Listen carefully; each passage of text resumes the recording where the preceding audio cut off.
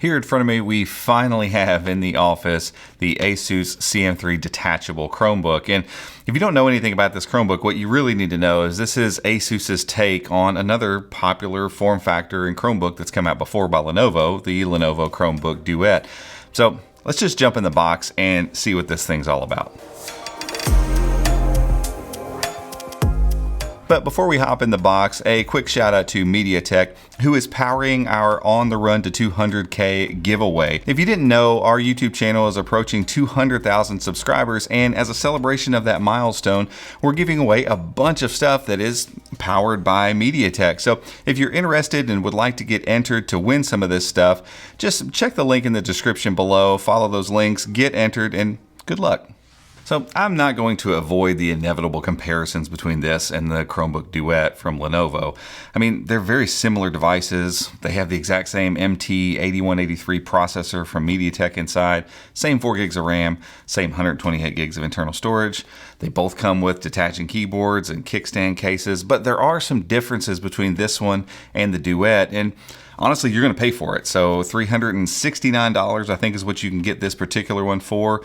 And you probably know this by now, but you can get the 128 gig version of the Duet for $300 on any given day at Best Buy, basically. So what are you getting for that extra price? That becomes the question with this particular device. Yes, it's made by ASUS, and sure, it might feel a little bit better, but is that really worth almost, I don't know, what's the math there, 30-40% upcharge in price? Let's find out real quick. So inside the box, this guy's little. This is no surprise here. I doubt there's going to be much else going on in here. Some books. Nothing over there. And as expected, a standard wall charger here.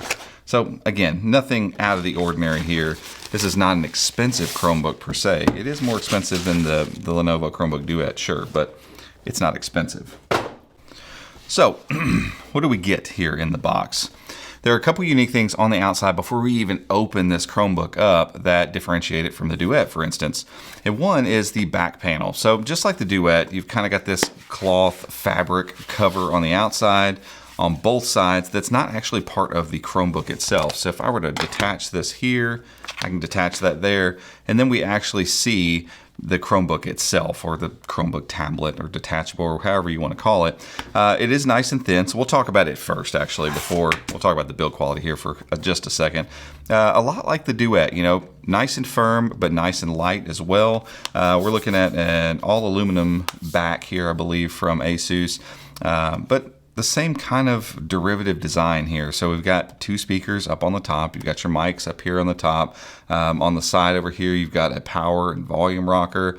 On the other side, you've got a single USB Type-C, and you've got an earphone jack, which is important because the Duet doesn't have that. And I know headphones are, I guess, going out of style, like wired ones. But when we start talking about, you know, these smaller devices, being able to just quickly hook in some earphones if you need them is just always nice. And there aren't that many Chromebooks that come with no headphone jack. So it's just nice to see that included. Across the bottom are nothing but some pogo pins and your slots for the keyboard to kind of help align itself. You do have a front-facing camera and a rear-facing camera.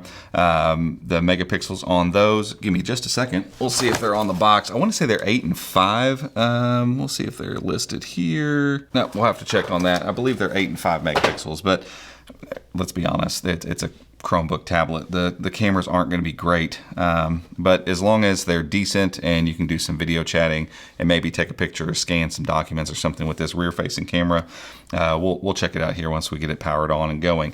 But so that's it for the tablet. Again, you know, not that much different than the Duet here. A slightly larger screen, 10.5 versus the Duet's 10.1 inch.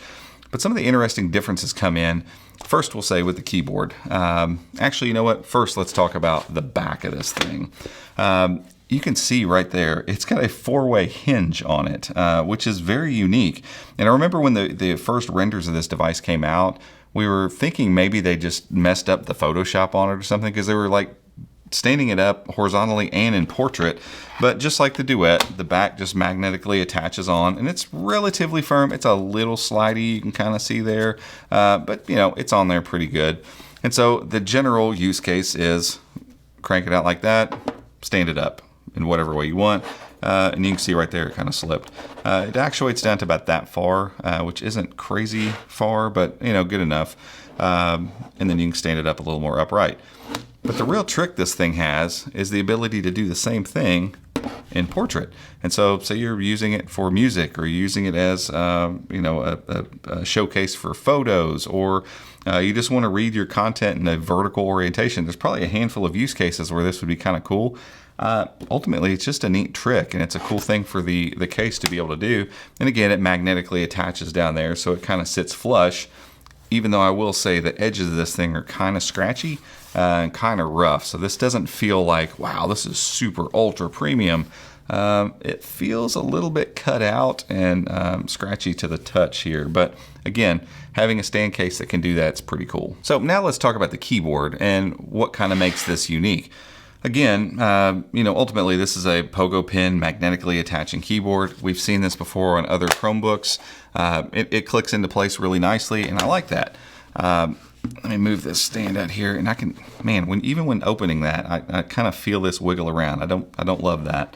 But as you can see, when I hold this up, it's kind of wobbly here. And one of the most notoriously bad versions of this was the Pixel Slate. There was no additional structure to help that keyboard not wobble back and forth when it was on your lap. This one, however, magnetically attaches right there at the top. So when I have this thing sitting here, there's just a firmness there. And Microsoft, I think, pioneered this. I think they were the first ones that thought, hey, what if we actually magnetically attach that keyboard up to the device itself and give it some rigidity left to right too? And so now when I hold this up and go to wiggle it, it doesn't really move that much. And so that's a nice touch in a smaller form factor, because when I set this thing on my lap, I don't want the keyboard wobbling this way. This is going to prevent that from happening. Additionally, this thing has much larger keys. I don't feel nearly as cramped with the keyboard spacing here. The action is really great. They're nice and quiet. There's a good amount of travel here. The trackpad's not much larger than what you got on the Duet, but it feels nice and clicky. And again, because of the firmness of the way that this thing is kind of set up and magnetically attaching itself to the tablet, this whole thing just feels way more sturdy than what we saw on the Duet. All right, so I'm going to power this thing up now. And again, once we start getting into using it as a Chromebook, there aren't a ton of differences to be had here between this and the Lenovo Chromebook Duet. Again, the stats on the inside are all the same, so we're not expecting any difference in performance. We're not expecting any difference in how much RAM you have to use, or even how much eMMC storage is on board here. It's basically the same thing. So I'm not expecting some wildly different experience here. So there's not a whole lot to talk about there. But the one thing we haven't looked at yet, and I'm going to bring the brightness down, make sure that looks good on screen. We haven't talked about the display. So again, 10.5, it is 1920 by 1200 or 1280, it's 1200, whatever makes it 16 by 10. So same aspect ratio as the Lenovo Chromebook Duet, but you're getting an extra ½ inch basically of screen real estate. But there is another difference between this display and the Duets, and that is in the brightness. Lenovo shipped a 400 nit screen, and I remember when that thing came out at $300, it's like, wow, finally somebody made a more affordable Chromebook that has a super bright screen on it. This screen isn't dim by any imagination or stretch of the imagination. It's nice and bright, actually. It's 320 nits, I think is what ASUS rates it at, and it looks good. It looks nice and bright. I'm probably blowing the shot out as I turn that up. That's a good thing. On a tablet, having a dim screen is just this off-putting thing, because ultimately when I strip all this junk off of here, I'm holding a screen, and so you don't want the screen to look terrible. This screen looks good, don't get me wrong. The viewing angles are great. I can see everything perfectly from even way over here, so that looks good. The brightness, I think, is adequate. It's just, again, you're getting a price hike in this over the Duet, and so you kind of would like to see the similar brightness displayed here. And it's just not as bright as the Duet screen, so it's not going to have quite as much pop, quite as much vibrancy as you get in that other device. One final thing I want to note is, though the Duet is USI enabled and you can get a USI pin and it works just fine, this one actually comes with one, and it's stowed in the device, even if it's a little tricky to get out. Oops, I just hit the lock button there. But you're getting ASUS's USI pin. It is rechargeable, so it's got the kind of little nodes there for recharging while it is housed, which is a nice touch. I like seeing that. And ultimately, I've said this 100 times, and I'll say it again, This is a nice flat pencil, by the way, kind of like a carpenter's pencil or something. But ultimately, regardless of what you think about smaller styluses like this, it's always nice to have one with you. And if I want to buy a nicer stylus, I can use a nicer stylus with this. But a lot of times you're going to forget that, or you're not going to have it handy. This is right here. It's on you. It's in the device, so you're not going to misplace it. It's really cool to have that, and I'm glad ASUS included that, especially on a device that is meant to be used primarily as a tablet. So that's about all we're going to cover with this thing for right now. I am going to actually get in here and see for you real quick what the megapixel count is on these cameras. Give me just a second. We're going to launch the camera. 2 and 8, I'm sorry. So I misspoke there. So the front is 2, not 5. But what that's going to give you is a full 1080p viewfinder up front. So for video calls, I know they get compressed down to 720, but at least you're feeding it more pixels before. So ultimately, the front facer should look a little better than most standard Chromebooks on this thing. So that is a nice touch. And 8 megapixels on the back. And I won't attempt to put a poor Chromebook camera through some sort of shot paces here in our studio lighting, because it's pretty dark outside of this little area right here. And again, Chromebook cameras just aren't that great, and we should save something for the review here on this one. One last thing I'm going to do is I'm going to go to our YouTube channel real quick and just see what these speakers sound like, because my guess is they look like they're in the same position as the Duet. They're kind of aligned in the same way. They're probably going to sound like, you know, general tablet speakers. So let's actually see what they sound like here. There we go. HP has an interesting new Chromebook coming out that's detachable and has all kinds of cool tricks up its for all its. At least get to some music, give it a chance. Actually, get this other one that would be tied to the.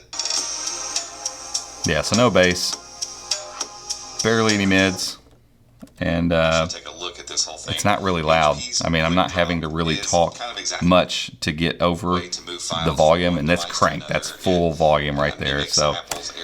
Yeah, ASUS probably has some sort of thing about how this has great speakers and stereo and all that kind of stuff. Don't fool yourself. These are not good speakers. That's not surprising. This is an affordable tablet, an affordable Chromebook tablet. And they've done a lot of other things that I think are really cool add-ons here. So don't expect great speakers in this one. But I think that's going to wrap it up for us here today. Like I said, I want to spend some time with this because this is the type of device I need to take home and use it around the house for the weekends. Maybe let the kids use it for just a little bit, because what it feels like is a slightly more adult take on the Lenovo Chromebook Duet. And you got to decide if a stowed stylus, a better keyboard experience, and some trickery with the laptop stand here is going to be worth the upcharge. So you're looking at $70, $80 more than you would pay for the Duet for similar specs and a little bit of a drop off in the screen. I don't know, for a certain user, I think that could be really attractive. And again, the thing looks good on the desk. I mean, it's just a handsome device. But there are some detachables coming with the Snapdragon 7C inside that are going to be a little more expensive than something like this. So it's going to be an interesting play and an interesting few months, I think, for tablets and detachables in general in the Chrome OS space, because we're getting devices like this that have older processors in them, but they're spending some money in some different places to give you some upgraded parts to what is already a really good equation for a good detachable Chromebook. But guys, that's it for this one. If you enjoyed this video, give us a thumbs up, head down there and hit the subscribe button, and make sure to ring that notification icon as well if you'd like to be notified when we make future videos just like this one. Till next time, we'll see you.